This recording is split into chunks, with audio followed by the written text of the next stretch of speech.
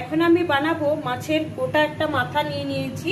মাথা আলু বেগুন দিয়ে আমি মুড়ো চচ্চড়ি বানাবো। এখন দেখো আমি প্রথমেই মাছের মাথাটাকে ভালো করে ভেজে নিচ্ছি। টুকরো কড়াই আছে, আমি তেলটাও দিয়ে দিয়েছি, কড়াইতে গরমও হয়ে গেছে।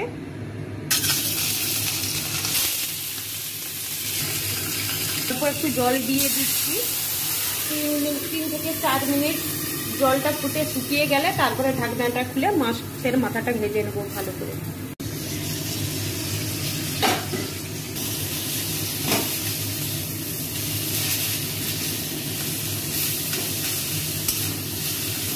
এইভাবে মুড়োটাকে জল আর তেল দিয়ে একটু সময় দিয়ে ভেজে নিলে খুব সহজে ভাজা যায়। আমার হয়ে গেছে।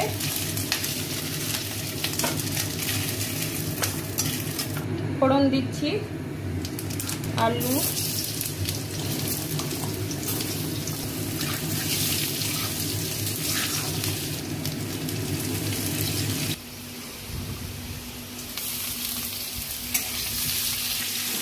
আদা রসুনের পেস্ট দিয়ে দিচ্ছি,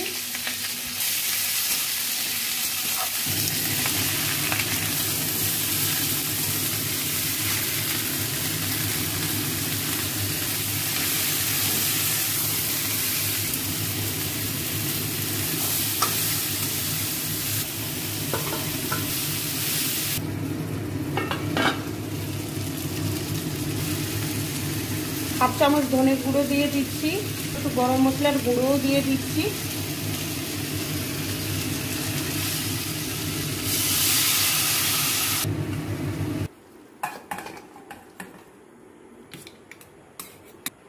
হয়ে গেছে আমার আলু বেগুন দিয়ে মুড়োর তরকারি।